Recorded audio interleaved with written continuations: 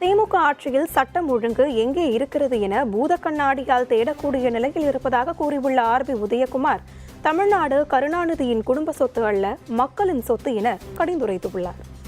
கோவையில் காவல் நிலையத்திலே ஒருவர் தற்கொலை செய்கிறார்.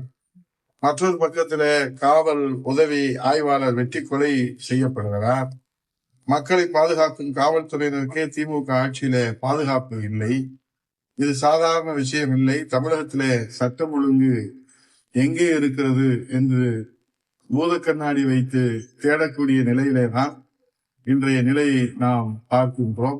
இன்றைக்கு எதுவுமே நடைபெறவில்லை என்று மக்களை நம்ப வைக்கின்ற முயற்சியிலே தான் இருக்கிறாரே தவிர, அதற்கான விளம்பரங்களை எல்லாம் அவர் கவனம் செலுத்துகிறாரே தவிர, பிரச்சனைகளுக்கு தீர்வு காண்பதற்கும் அவர் கவனம் செலுத்தவில்லை. குறிப்பாக தமிழ்நாட்டிலே எந்த பாதகமும் நடைபெறவில்லை என்பதிலே தான் அவருடைய முழு அக்கறையும் இருக்கிறது என்பதுதான் இந்த 4 ஆண்டு கால அவருடைய நிர்வாகத்திற்கு சாட்சியாக இருக்கிறது.